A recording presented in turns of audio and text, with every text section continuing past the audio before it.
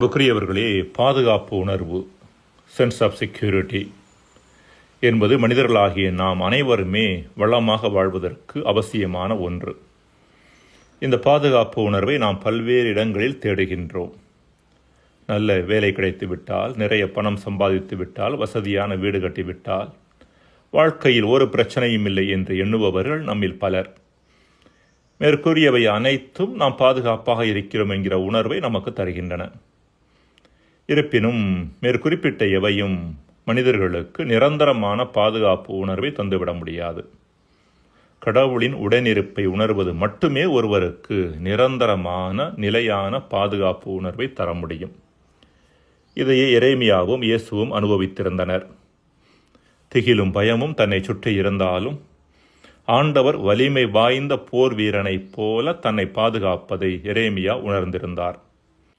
இறைமகன் இயேசுவிடமும் இத்தகைய பாதுகாப்பு உணர்வு, அதாவது இறைவன் தன்னை பாதுகாக்கிறார் என்கிற உணர்வு இருந்தது. இதன் காரணமாகவே யூதர்கள் அவர் மீது கல்லெறிய முற்பட்டால் கூட அவர் கொஞ்சம் கூட அஞ்சவில்லை. இயேசுவின் மீது யூதர்கள் கல்லெறிய முயன்றும், அவரை பல முறை கொல்ல முயன்றும், அவர் தனது தந்தையினுடைய பணியை தொடர்ந்து ஆற்றியதற்கான காரணம் தன் தந்தையின் உடனிருப்பை அவர் உணர்ந்து அவர் வழங்கிய பாதுகாப்பை தனதாக்கியதே.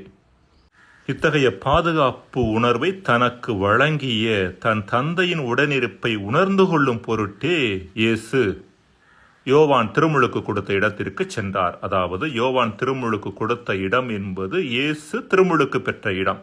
யோவான் 10:40. ஆக தனது திருமுழுக்கு தனக்கு வழங்கிய அருளை உணர்ந்து தந்தையினுடைய பாதுகாப்பு உணர்வை புதுப்பித்து கொண்டு தொடர்ந்து பணி செய்தவர் நம் ஆண்டவர் இயேசு கிறிஸ்து. அன்புக்குரியவர்களே, மகிழ்ச்சியான மனிதர்கள் என்பவர்கள் பிரச்சனை இல்லாத மனிதர்கள் அல்ல. மாறாக பிரச்சனை நேரங்களில் கடவுளது பிரசன்னம் தங்களோடு இருப்பதை உணர்ந்து அவர் தருகின்ற வல்லமையை உணர்பவர்கள்தான் உண்மையிலேயே மகிழ்ச்சியான மனிதர்கள். இளைஞர் ஒருவன் இருந்தான். தன்னை குறித்தும் தன் திறமைகளை குறித்து மிகவும் தாழ்வான எண்ணம் கொண்டிருந்தான். என்னிடம் திறமைகள் இல்லை, என்னிடம் ஆற்றல் எதுவும் இல்லை, நல்லது எதுவும் என்னிடம் கிடையாது என்று தன்னையே அவன் தாழ்வாக எண்ணிக்கொண்டிருந்தான், புலம்பிக் கொண்டே இருந்தான். இறுதியில் தன் பிரச்சனைகளுக்கு முடிவு தேடி தன் ஊரின் அருகில் இருந்த ஒரு குருவை தேடிச் சென்றான். குருவின் ஆசிரமம் ஒரு ஆலமரத்திற்கு அருகில் இருந்தது.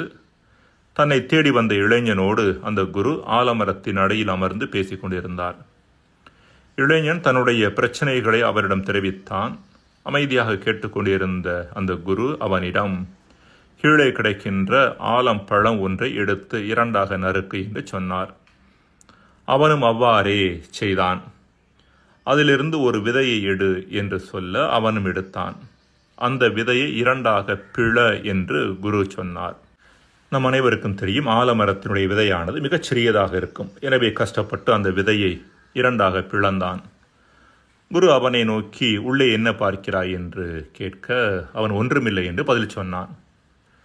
உடனே குரு அவனை நோக்கி, ஒன்றுமில்லாத விதையிலிருந்தா இவ்வளவு பெரிய ஆலமரம் உழைத்தது என்று அவனை பார்த்து கேட்க அவனால் பதில் சொல்ல முடியவில்லை.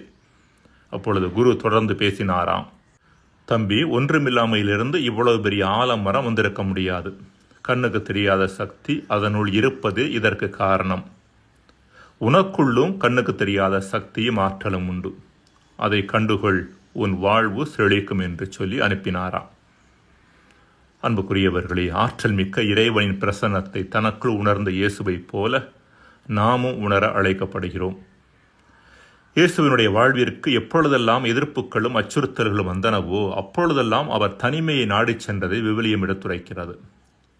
உதாரணமாக இன்றைய நற்செய்தியில் இயேசுவை யூதர்கள் பிடிக்கச் சென்றபோது அவர் யோர்தானுக்கு அப்பால் தனியான ஓரிடத்திற்கு சென்றார் என்று வாசிக்கிறோம். அதேபோல நாளைய நற்செய்தியில் யூதர்கள் தன்னை கொல்ல திட்டம் தீட்டிய பொழுது இயேசு வெளிப்படையாக நடமாடாமல் பாலைவனத்திற்கு சென்று தனிமையில் இருந்தது குறித்து வாசிக்கிறோம்.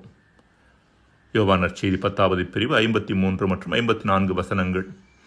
அவர் தனிமையை நாடிச் சென்றது பிரச்சனையிலிருந்து தப்பிப்பதற்காக அல்ல, மாறாக தன்னை வலுவூட்டிக் கொள்வதற்காகவும் தந்தையினுடைய திருவுளத்தை தேர்ந்து தெளிவதற்காகவும் தந்தை வழங்கக்கூடிய பாதுகாப்பு உணர்வை அனுபவிக்கவும் தான்.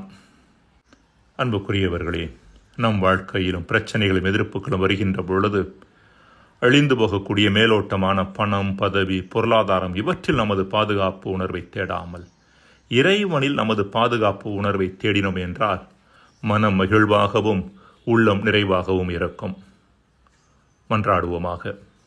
இறைவா, எங்களது வாழ்க்கைக்கு நிலையான உண்மையான பாதுகாப்பு உணர்வை உமது பிரசன்னம் மட்டுமே கொடுக்க முடியும் என்பதை நாங்கள் உணர்ந்து வாழ எங்களுக்கு வரமருள்வீராக. ஆமேன்.